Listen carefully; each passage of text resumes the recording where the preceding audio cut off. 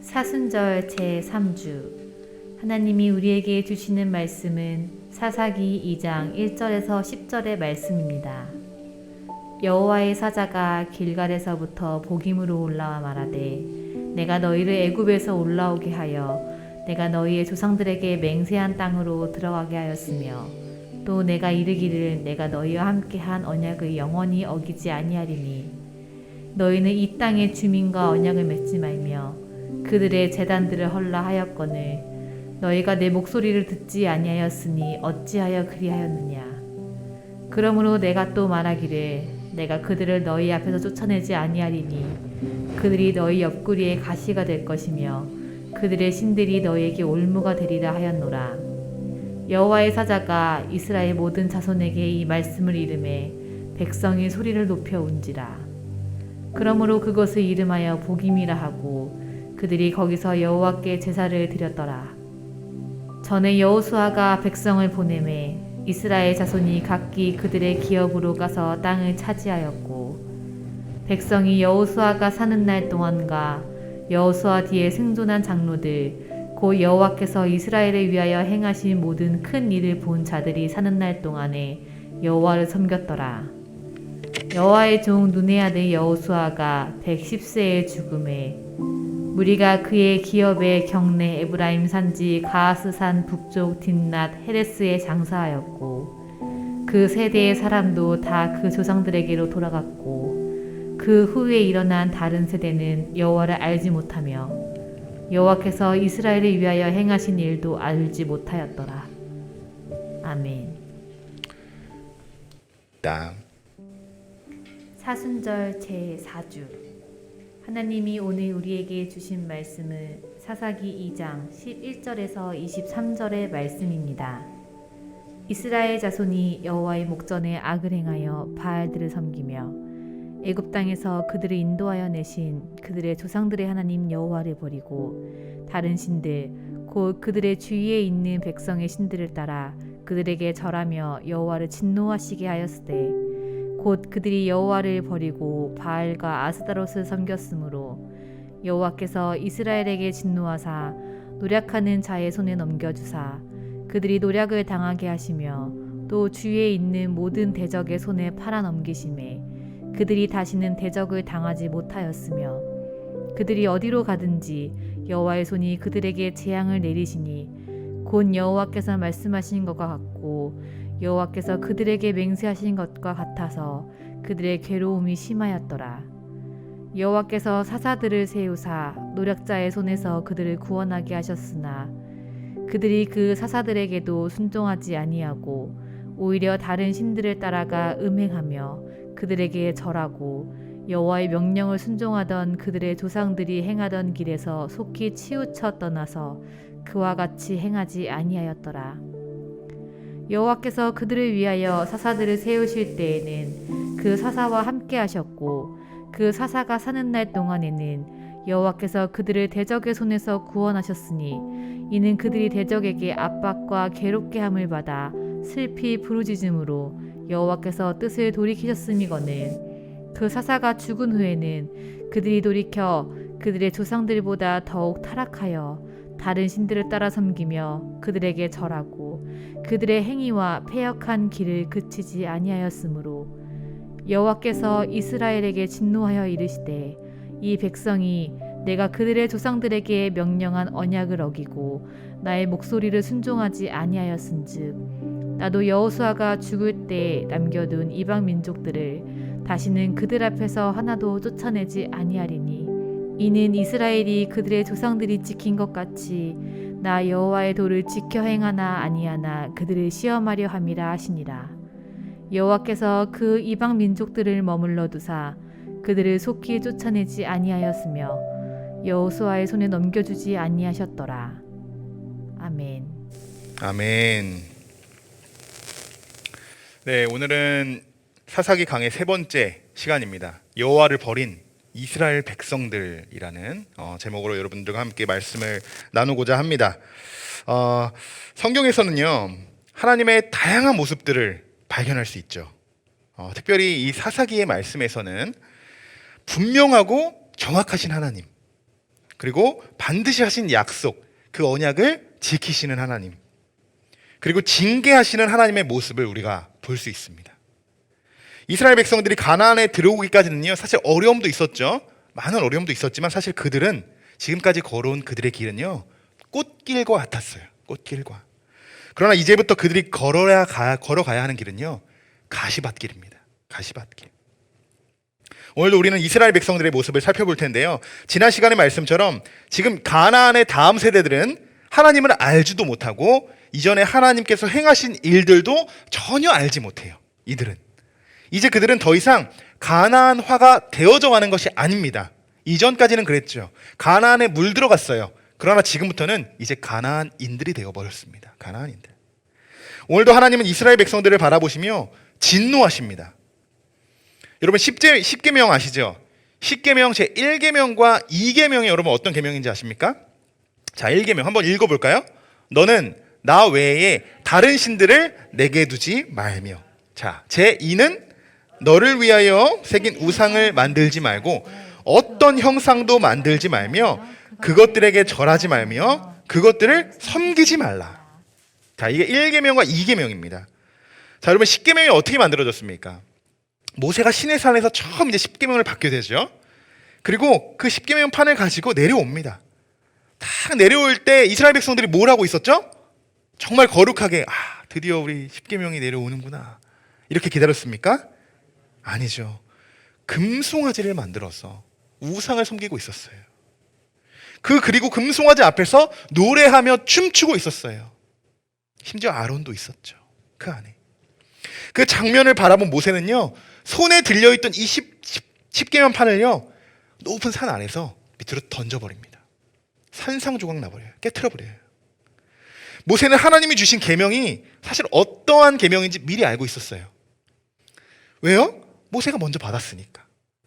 그 1계명과 2계명에 이렇게 써여 있는 거예요. 우리가 읽었던 말씀처럼 이렇게 써여 있는 거예요. 그런데 그 산을 내려다, 그 돌판을 가지고 산을 내려다 보니 그 1계명과 2계명에 적힌 그 말씀, 그 언약을 지금 저들이 어기고 있는 거예요.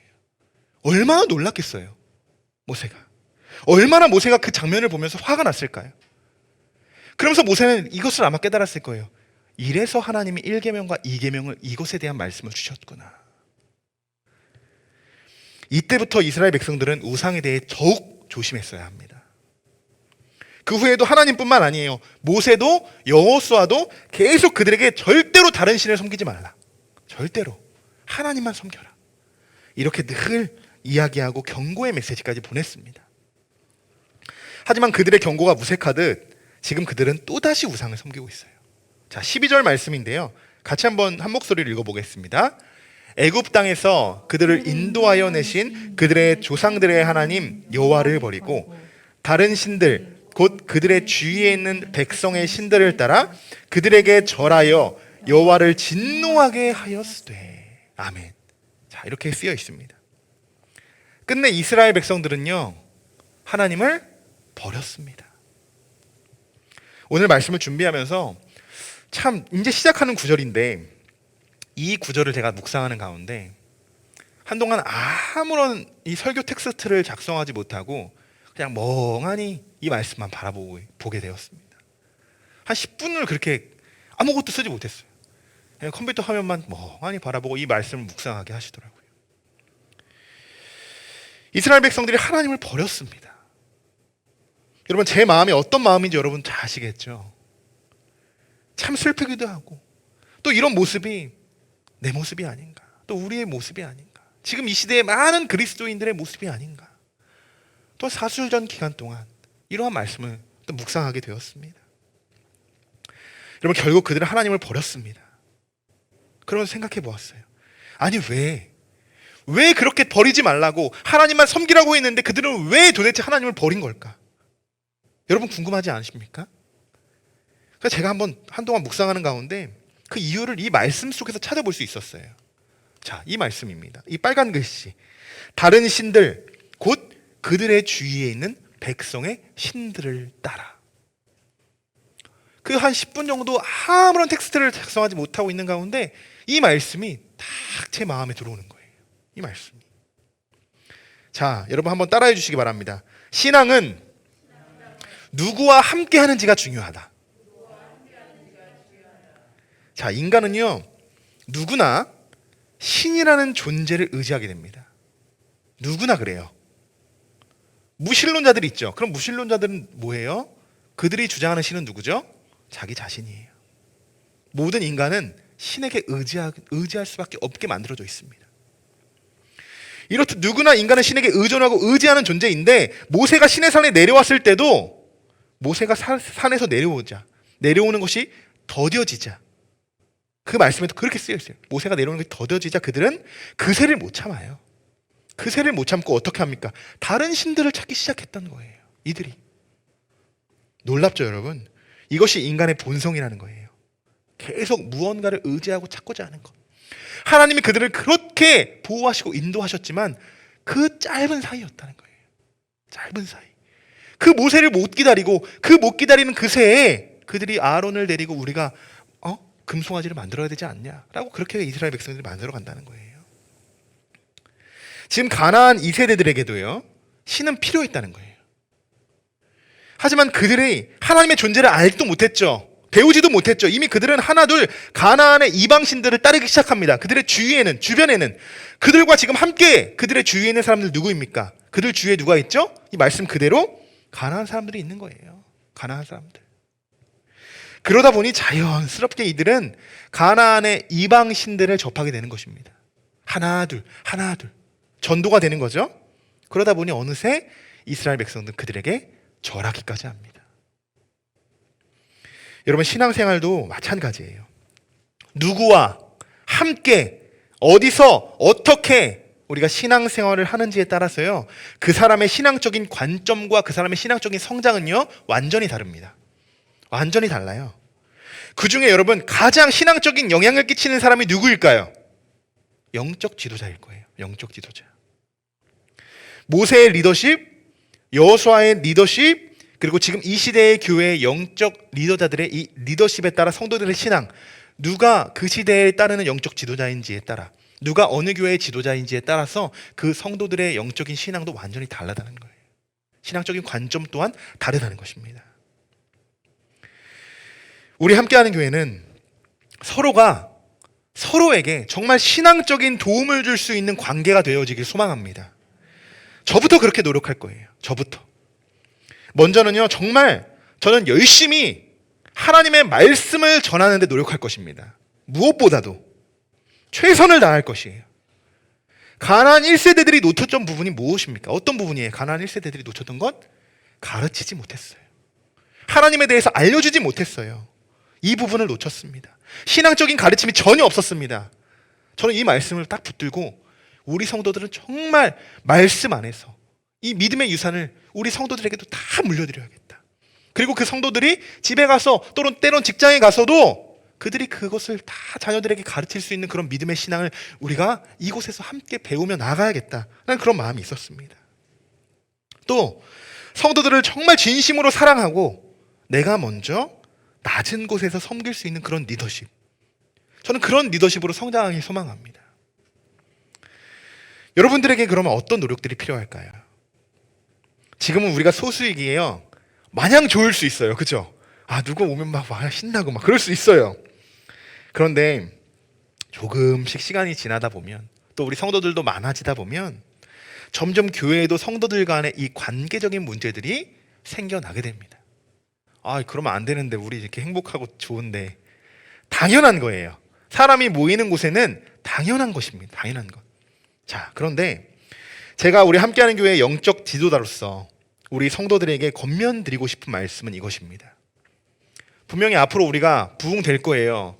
이 지하가 너무 꽉 차서 목사님 우리 다른 데로 가야 되지 않을까요?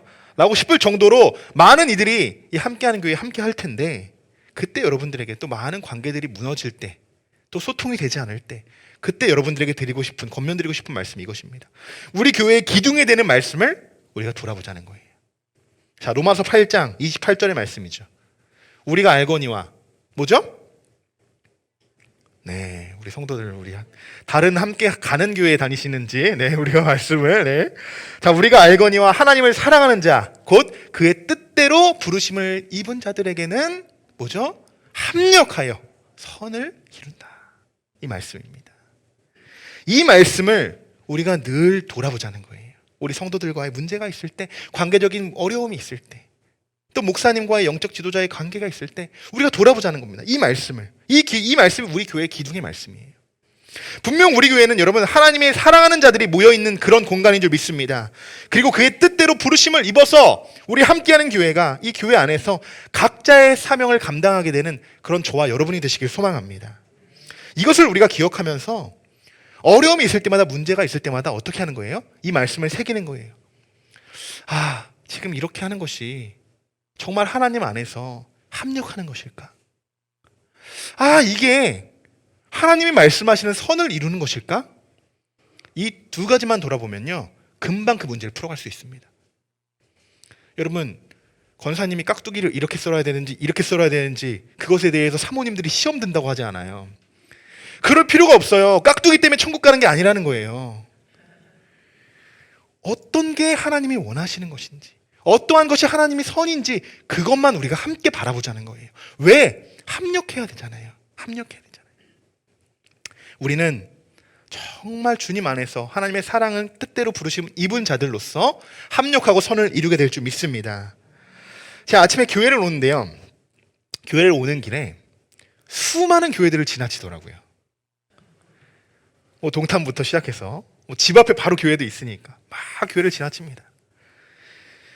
수많은 교회를 지나치다 보니 우리 함께하는 교회에 도착하게 되는 거예요.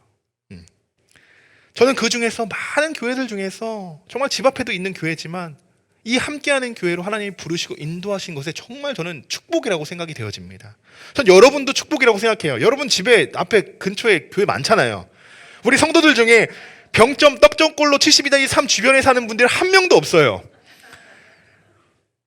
그런데 몸으로 생각했을 때, 좀 편하게 생각했을 때는 집 앞에 있는 교회 가도 되잖아요. 근데 하나님이 이곳에 부르셨다는 거예요. 하나님이 부르셨다. 이것이 축복이에요, 여러분. 하나님이 예배하기 위해서 각자 각 처에 있는 모든 사람들, 하나님의 성도들을 이 자리에 부르셨다는 겁니다. 하나님, 여러분 이 자리에 오신 것이 여러분 축복이에요. 저의 소망은요, 정말 함께하는 교회에서 이러한 소문들이 났으면 좋겠어요. 함께하는 교회에서 신앙생활을 해보니까 너무 좋다. 뭔지 모르겠는데 그냥 너무 좋아. 막 영적인 성장도 일어나고 열매도 맺어지네. 누가 그랬더라. 정말 성도 간에 사랑이 느껴져. 정말 따뜻한 교회야. 목회자와도 너무나도 좋은 관계, 이 영적인 관계로 너무나도 우리 교회 너무나도 따뜻한 교회야. 은혜로운 교회야. 사랑이 많은 교회야. 저 이렇게 우리 함께하는 교회가 성장하길 소망합니다. 그래서 여러분 우리 교회의 이름이 함께하는 교회예요. 함께 울고 함께 기뻐하고 함께 아파하고. 신앙생활은 여러분 누구와 함께 하는지가 중요합니다. 제가 분명히 그걸 말씀드려요. 신앙은 누구와 함께 하는지가 중요하다. 굉장히 중요합니다. 왜냐하면 저부터 노력한다고 여러분께 말씀드렸잖아요. 가장 많은 영향을 받는 것이 사실 이 목회자예요. 목회자의 말씀도 그렇겠지만 여러 가지가 있죠. 교회 운영과 사무, 행정, 기타 등등 많은 것들을 성도들이 영향받습니다. 심지어 목회자들이 한마디에도 성도들이 막 흔들려요. 그렇기 때문에 제가 영적으로 더 육적으로 강건한 목사가 되겠습니다라고 여러분들에게 말씀을 드리는 거예요. 늘 부족합니다. 그래서 여러분들이 늘 기도해 주셔야 돼요. 여러분 우리가 다른 누군가 우리가 신앙생활을 할 때 정말 기쁨이 되었으면 좋겠어요. 여러분들과 함께 많은 성도들이 예배하고 이 공간에서 하나님을 예배할 때 정말 그분들이 행복했으면 좋겠어요. 행복했으면 좋겠어요. 그분들이 여러분을 통해서 힘을 얻고 영적으로 하나님을 인격적으로 만나는 그런 시간들이 되었으면 좋겠습니다. 그런 자리가 이 자리가 되었으면 좋겠어요.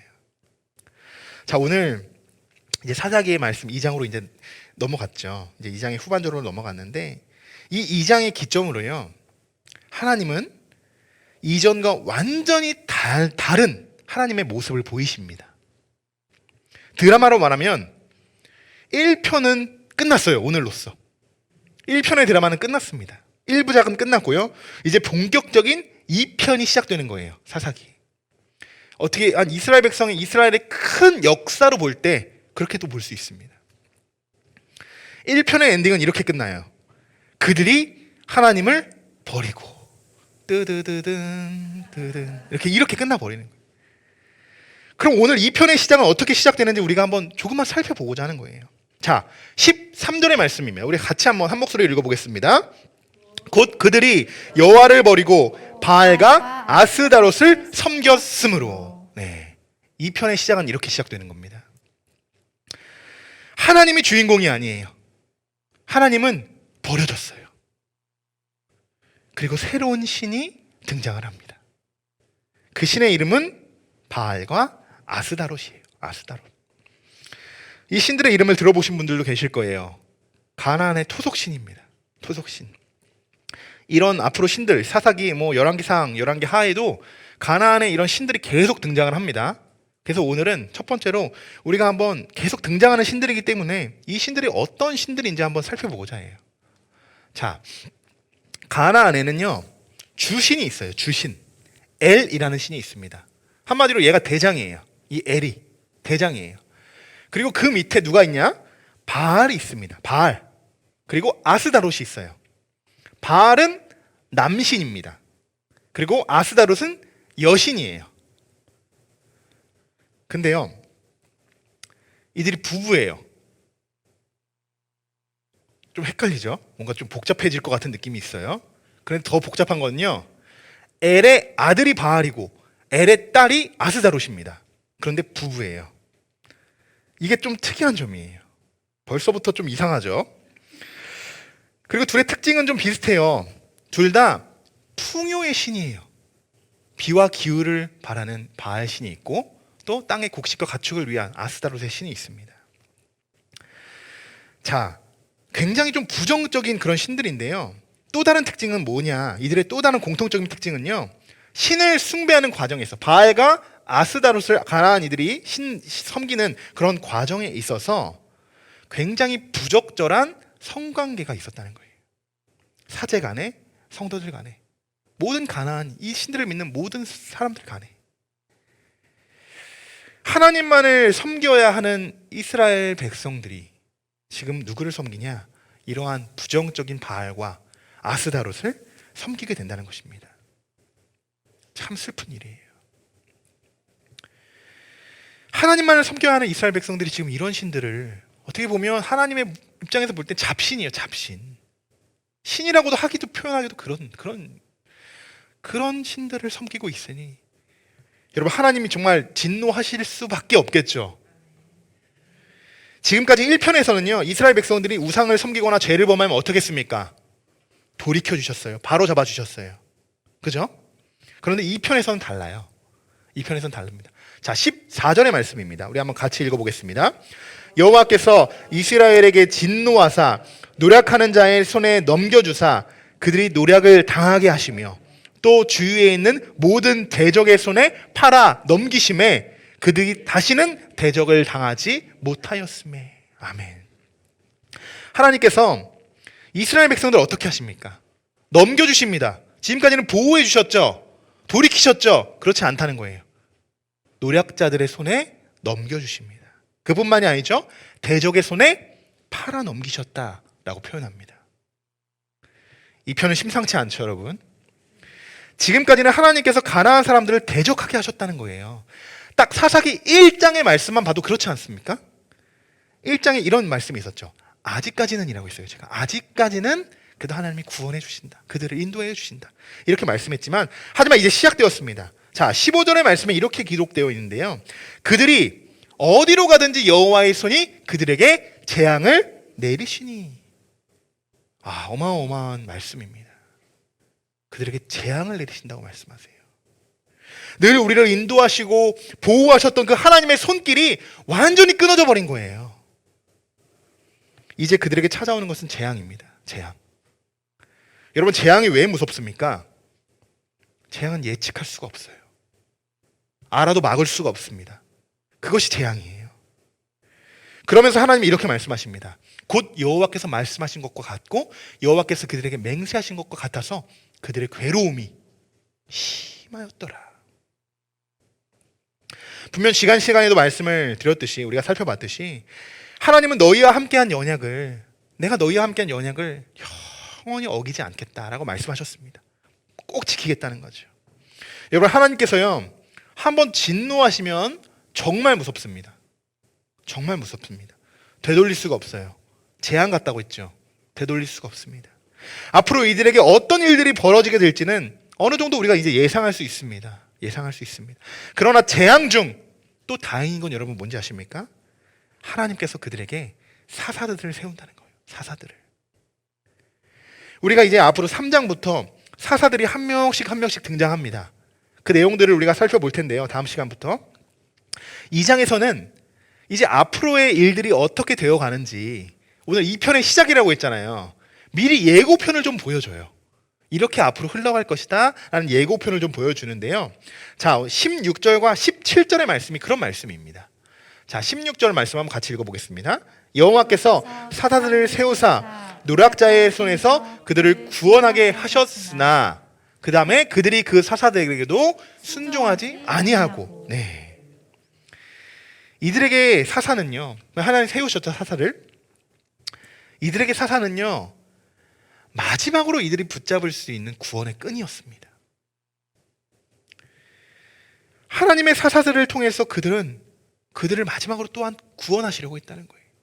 내가 재앙을 내릴 것이다, 노략자의 손에 넘겨줄 거다, 그렇게 다 말씀하셨지만 그들을 또한 이렇게 사사들을 통해서 구원하시려고 한단 말이에요. 하나님. 자, 이 말씀을 보시면 그들은요, 사사들에게도 순종을 하지 않습니다. 더 정확하게 말한다면 사사가 세워졌을 때만 순종하는 척을 합니다. 19절의 말씀이에요. 그 사사가 죽은 후에는 그들이 돌이켜 그들의 조상들보다 더욱 타락하여 다른 신들을 따라 섬기며 그들에게 절하고 그들의 행위와 패역한 길을 그치지 아니하였으므로. 여러분, 이게 진짜 순종일까요? 사사가 있으면 순종하고 사사가 또 없으면 타락하고, 이건 진짜 순종이 아니죠. 하나님을 섬기는 것이 아니죠. 하나님도 이러시려고 사사를 세우신 것이 아닙니다. 하나님의 이런 의도가 아니에요. 여러분, 다시 한번 19절의 말씀 한번 집중해 보십시오. 여기서 우리가 정말 묵상해야 하는 말씀이 무엇일까요? 우리에게 정말 오늘 교훈적으로 우리가 이 말씀을 붙들어야 하는 말씀이 무엇일까요? 이 말씀이에요. 그들이 돌이켜 그들의 조상들보다 더욱 타락하여. 사사가 있을 때는 잠시 순종하는 척을 하지만 사사가 죽은 후에 어떻게 됩니까? 더욱 타락해진다는 거예요. 지금 이들은 하나님이 사사들을 왜 세우신지, 왜 우리 가운데 사사들을 세우신지 그 이유를 전혀 알지 못합니다. 그때뿐이에요. 사사가 있을 때뿐입니다. 여러분, 하나님이 사사를 왜 세우십니까? 그들의 죄를 돌이키기 위해서 사사들을 세우신 거예요. 너희들 이렇게 하면 안 돼. 사사를 통해서 보여주시는 거란 말이에요. 너희들이 나를 믿고 나만 의지하고 나만 따를 때 내가 분명히 이스라엘을 구원한다, 그것을 보여주시는 거란 말이에요. 사사들을 통해서. 그런데 이들이 지금 돌이키는 것이 무엇입니까? 다시 우상을 버리고 하나님께 나아가고자 돌이키는 것이 아니라, 죄를 돌이키는 것이 아니라 이들이 돌이키는 것은 하나님을 저버린다는 거예요. 다시 하나님을 돌이키고 있어요. 오히려 반대로, 정반대로 지금 완전히 거꾸로 돌아가고 있습니다. 여러분, 우리가 죄를 짓지 않고 살 수 있을까요? 목회자라고 죄를 안 지을까요? 아무도 대답 안 하잖아요. 아무도 아멘 안 하잖아요. 사람이라면 죄를 안 지을 수가 없습니다. 죄를 안 지으면 사람이 아니에요. 그런데 중요한 것은 그 다음입니다. 그 다음이에요. 이게 진짜 중요해요. 죄를 짓고 그 죄를 돌이키는 사람이 있는가 하면 죄를 짓고도 그 죄를 묵인하는 사람이 있다는 겁니다. 이 둘 중 어느 쪽에 해당하는 사람이 정말 하나님 앞에 합당한 자일까요? 단연 죄를 돌이키는 사람입니다. 하나님이 사사들을 통해서 이스라엘 백성들에게 깨닫게 하시고자 했던 이 말씀이 바로 이 부분이라는 거예요. 다시 우리가 복음 앞에라는 찬양이 있죠, 여러분. 우리가 3월 한 달 동안 계속적으로 우리 파송 찬양을 불렀었죠. 다시 복음 앞에라는 찬양이에요. 여러분, 제가 왜 이 찬양을 이 사사기 말씀에 이 지금 초반 부분을 우리가 나누면서 왜 이 말씀을 제가 선곡했는지 여러분 아시겠습니까? 돌이키자는 거죠. 우리가 하나님 앞에 다시 돌이키자는 거예요. 복음으로 다시 한번 돌아가자는 거예요. 다시 하나님을 만났을 때 그때로 우리가 다시 돌아가자는 거예요. 이스라엘 백성들 이 사사기의 말씀을 통해서 우리에게 주시는 말씀 그대로를 우리가 한번 다시 한번 우리가 날마다 매주마다 우리가 선포하고 결단하면서 우리가 다시 하나님을 붙잡고자 돌이키는 마음으로 우리가 세상에 파송되어지자 라는 마음으로 다시 복음 앞에 라는 찬양을 우리가 매주 부르는 것입니다. 여러분, 정말 성숙한 그리스도인은요, 자기 신앙을 다시 돌이킬 수 있는 신앙을 가진 사람이에요. 죄를 지어도 그 죄를 번복하는 사람이 아니라 그 죄를 인정하고 자백하고 주님 앞에 참회하며 그 죄를 정말 용서받는 사람이 성숙한 그리스도인이라는 거예요. 자기 신앙을 돌이킬 수 있는 사람이 정말 신앙적으로 성숙한 사람인데, 여러분, 이게 쉬운 것 같죠? 자기 자신을 돌이킨다는 것. 말처럼 쉽지가 않습니다. 자기 자신을 돌이키기 위해서는요, 일단 자기 자신이 어떠한 사람인지를 알 수 있어야 돼요. 내가 누구지? 자기 자신을 먼저 돌아볼 수 있는 사람이 되어야 됩니다. 그런데 대부분 사람들은 이미 죄로 많이 물들어 있음에도 불구하고 자신의 죄를, 자신에 대해 잘못한 점을 전혀 찾지 못합니다. 자기의 들보를 보지 못해요. 그리고 자꾸 남의 들보만 자꾸 이야기하죠. 그러한 상황이 되는 거예요. 왜 그럴까요? 이미 오늘 우리 이스라엘 백성들처럼 이미 죄로 내 모든 모습들이 물들어져 있기 때문입니다. 이것을 씻어내야 돼요. 죄로 물든 내 영혼들을 깨끗이 다 씻어내고 다시 돌이켜야 된다는 거예요. 굉장히 어려운 작업입니다. 결코 그렇게 쉽지 않은 작업이에요. 그러나 우리들에게 꼭 필요한 작업이라는 것이요.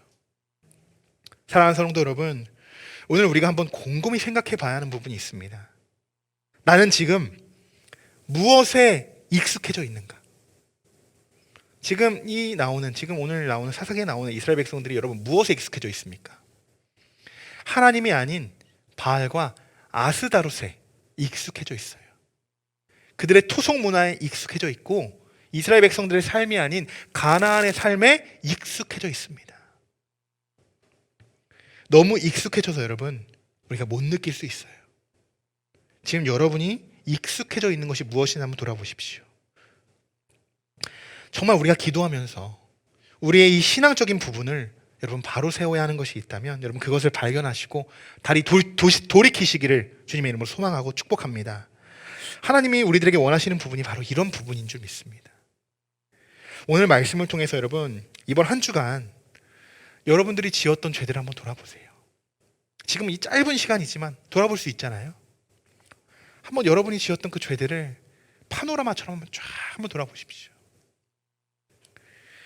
그러면서 다시 한번 그 죄를 돌이키고 하나님만을 바라볼 수 있는 여러분들이 되시길 주님의 이름으로 축원하고 축복합니다. 이제 말씀을 정리할 텐데요. 십계명을 통해서 그들에게 말씀하셨죠. 너는 나 외에 다른 신들을 내게 두지 말라. 이 말씀은요, 이 말은 이 하나님의 명령에 이들은 순종하지 않았습니다. 오히려 이스라엘 백성들은 하나님을 버리고 그들 주위에 있는 백성들을 따라 가나안의 신들 바알과 아스다롯을 그들이 섬겼습니다. 그들을 선택했어요. 하나님을 버렸죠. 이에 하나님은 진노하시며 그들을 노략자의 손에 넘기시고 그들에게 재앙을 내리십니다. 이제 그들은 꽃길만을 걸었지만 이제 1편의 드라마는 끝났습니다. 이제 새롭게 2편의 드라마가 시작돼요. 하나님의 무서운 징계가 있는 2편이 시작되는 것입니다. 하나님은 그들에게 사사를 세우셨지만 그들은 사사에 또한 순종하지 않고 하나님을 바라보지 않았습니다. 그들의 순종은 잠깐 순종하는 척뿐이었어요. 오늘 사사기의 말씀을 묵상하는 가운데 하나님께서 여러분의 마음에 많은 깨달음과 또 신앙적인 찔림이 있었던 말씀이 분명히 있으셨을 것입니다. 오늘 말씀을 한 문장으로 딱 요약해 본다면, 압축해 본다면 이렇게 정리할 수 있습니다. 우리의 마음을 돌이키자. 우리의 마음을 돌이키자. 다시 이전과 같이 여러분 하나님 만났던 그 뜨거운 때로 다시 여러분 마음을 돌이키시기 바랍니다. 하나님이 진노하신 이유는 우리가 죄를 지어서가 아니에요. 우리가 죄를 지은다고 하나님이 진노하시고 재앙을 내리시고 노략자들의 손에 넘겨주십니까? 그렇지 않습니다. 하나님이 징계하신 이유는요, 다시 돌이키기 위함이에요. 다시. 오늘 여러분의 신앙을 진지하게 한번 돌아보시기 바랍니다. 다시 돌이켜야 하는 부분, 그런 부분들이 있다면 여러분 어떠한 부분인지 점검해 보시고 다시 하나님의 말씀에 순종함으로 여러분 하나님 앞에 합당한 예배자로 세워지시는 함께하는 교회 모든 성도분들이 되시기를 주님의 이름으로 축원합니다.